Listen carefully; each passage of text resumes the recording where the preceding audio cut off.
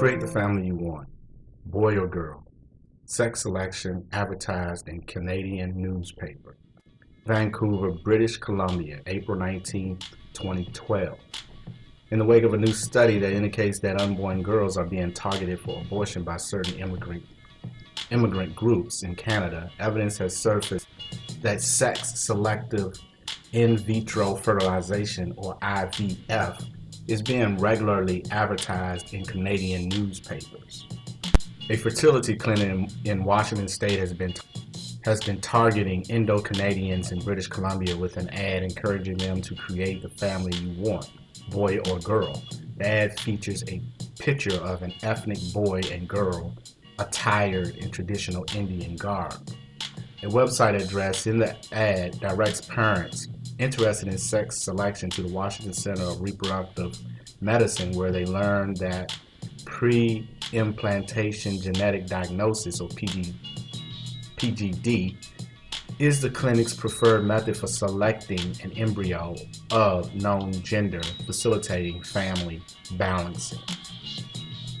Sabrina Otwall, project director for the Indo-Canadian Women's Association in Edmonton, said she was appalled by the ad, that it was indicative of the devaluation faced by women and girls in Indo-Canadian communities.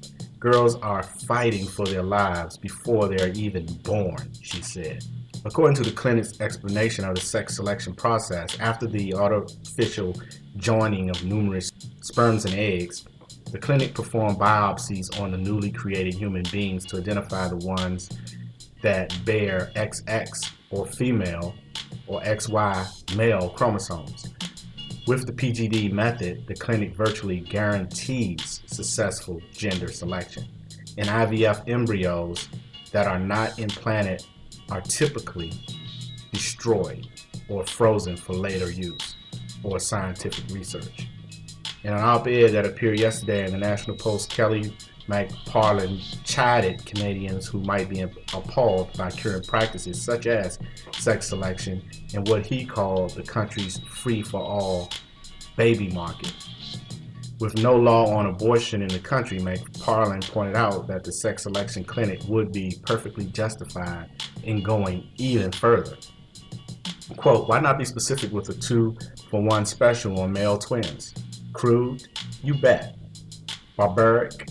Some would say that, but certainly not feminists who support sex selection as another legitimate choice for women to make, and which is none of our business," end quote.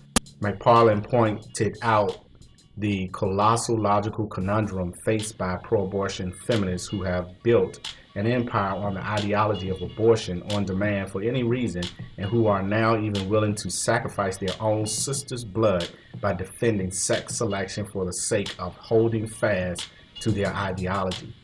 Sex selection puts feminists in the odd position of defending the right of women to decide against female babies on the basis that females aren't as valuable or desirable as males. Quote, "How much more discriminatory can you get than advocating the inherent value of one sex over the other?" End quote. Quote, "Don't ask me, ask the feminists. It's their position, not mine," end quote, concludes McParland.